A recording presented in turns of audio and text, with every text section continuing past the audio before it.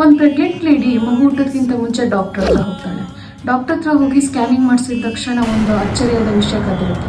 ಅದೇನಂತ ಅಂದರೆ ಡಾಕ್ಟ್ರ್ ಹೇಳ್ತಾರೆ ಅವಳಿಗೆ, ನಿನ್ನ ಮಗು ತುಂಬ ಅಬ್ನಾರ್ಮಲ್ ಇದೆಯಮ್ಮ, ಆ ಮಗುನ ಅಬಾರ್ಟ್ ಮಾಡಬೇಕು ಅಂತ ಹೇಳ್ತಾರೆ.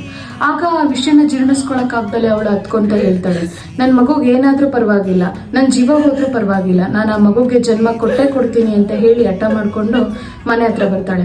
ಮನೆ ಹತ್ರ ಬಂದಾಗ ಒಂದು ಪ್ರೆಗ್ನೆಂಟ್ ಆಗಿರೋ ಹಸು ಅವಳ ಮನೆ ಮುಂದ್ಗಡೆ ಬರುತ್ತೆ.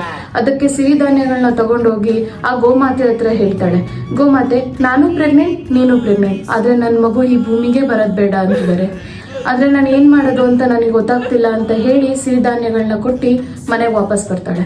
ಅದೇ ಥರ ದಿನ ಹಸು ಬರ್ತಾ ಇರುತ್ತೆ, ಹೋಗ್ತಾ ಇರುತ್ತೆ.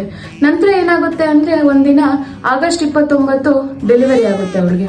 ಮಗುಗೆ ಯಾವುದೇ ಅಬ್ನಾರ್ಮಾಲಿಟೀಸ್ ಇರಲ್ಲ, ತುಂಬ ಆರೋಗ್ಯವಾಗಿ ಹುಟ್ಟಿರುತ್ತೆ. ಅವಳು ಡೆಲಿವರಿ ಆದಮೇಲೆ ಮನೆಗೆ ಬರ್ತಾಳೆ, ಆದರೆ ಆ ಹಸು ಬರ್ತಾ ಇರಲ್ಲ.